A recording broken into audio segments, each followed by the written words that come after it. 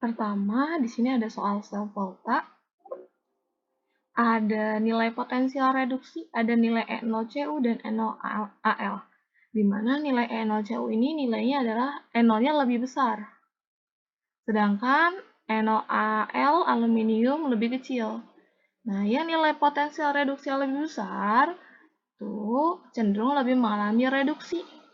Berarti dia akan berperan sebagai zat oksidator, zat yang mengoksidasi zat lain, ya.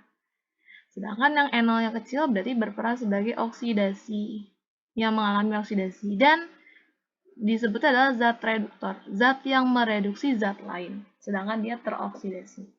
Nah, dari notasi sel, sebelah yang garis 2 ini adalah jembatan garam, berarti dipisahkan oleh jembatan garam. Yang garisnya satu ini adalah fasanya, di mana menunjukkan tanda panah.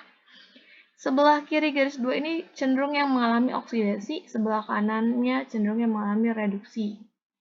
Nah, urutannya itu adalah logam, di mana logam itu cenderung berbentuk padat. Terus ion, ya, biasanya cenderung berbentuk larutan aki. Ada jembatan garam, ada ion lagi, dan ada logam. Ya, sekali lagi kiri garis 2 berarti yang oksidasi, kanannya adalah yang reduksi. Di sini yang oksidasi adalah Al. Nah, berarti urutannya logam ya. Ini salah karena ion. Nah, ini yang kiri garis 2 bukan Al, tapi Cu. Karena kan yang NO-nya kecil adalah Al, yang mengalami oksidasi berarti Al. Berarti logam, ion. Nah, ini harusnya ion dulu, tapi ini logam. Nah, makanya jawabannya adalah yang D, gitu ya. Nah, terus nomor 2, harga potensial sel yang terbentuk dari rangkaian sel volta. Rumusnya adalah E sel sama dengan potensial reduksi dikurangi potensial oksidasi. Ingat redox ya. Berarti red dulu baru ox. Yang mengalami reduksi tadi Cu nilainya adalah plus 0,34. Yang mengalami oksidasi adalah Al, berarti dikurang min 1,66. Nah, jadinya 0,34 min kali min plus 1,66 berapa hasilnya? 4 tambah 6, 10. 1 tambah 3, 4 tambah 6, 10. Nah, jadi 2,00 volt. Gitu ya, itu nilai potensial sel dari sel volta. Gitu. Lalu, selanjutnya soal nomor 3.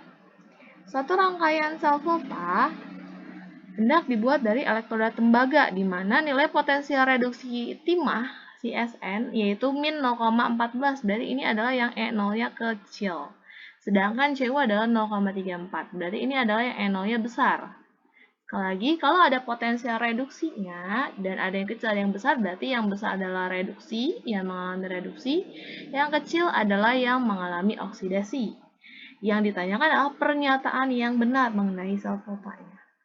Option A, elektroda Cu bertindak sebagai anoda. Salah, karena Cu-nya mengalami reduksi. Hafalannya itu adalah untuk sel volta kapan Kraw. K-nya adalah katoda, berarti katodanya diarahkan ke arah kabel diarahkan ke kutub positif P. Ya. A-nya adalah anoda, berarti arah kabelnya diarahkan ke kutub negatif N. Nah, katodanya mengalami R-nya itu reduksi, berarti katodanya mengalami reduksi, sedangkan anodanya mengalami oksidasi.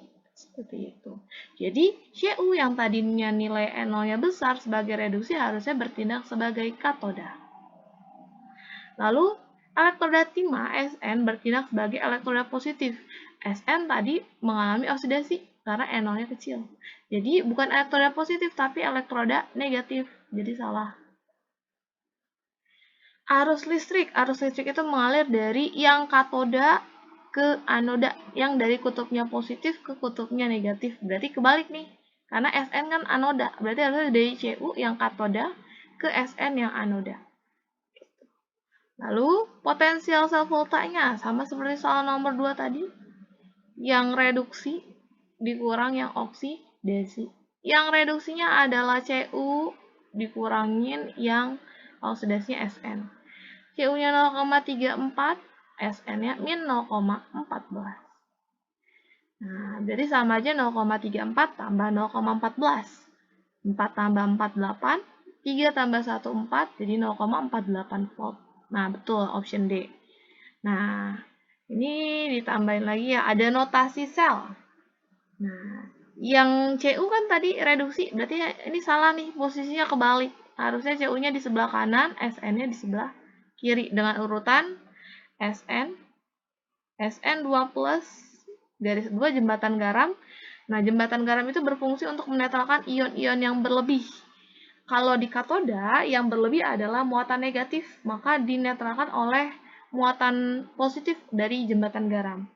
Kalau di anoda, yang berlebih itu adalah muatan positifnya, maka dinetralkan oleh muatan negatif dari jembatan garam. Nah, dari ini Cu2+, ini Cu. Reaksi katodanya, tadi kan Cu mengalami reduksi ya. Nah, elektronnya ada di kiri panah. Nah, betul seperti ini ya. Jadi, jawabannya memang sengaja dibuat dua ya. Ada D dan F. Kalau reaksi anodanya, kan Sn yang oksidasi. Nah, berarti kalau oksidasi itu elektronnya dilepas. Berarti ada Sn menghasilkan Sn2+ tambah 2 elektron. Makanya tadi di notasi sel Sn dulu yang logam, baru yang ion. Karena ini urutannya nih. Tadi garis 1 itu dipisahkan oleh panah fasanya. Gitu.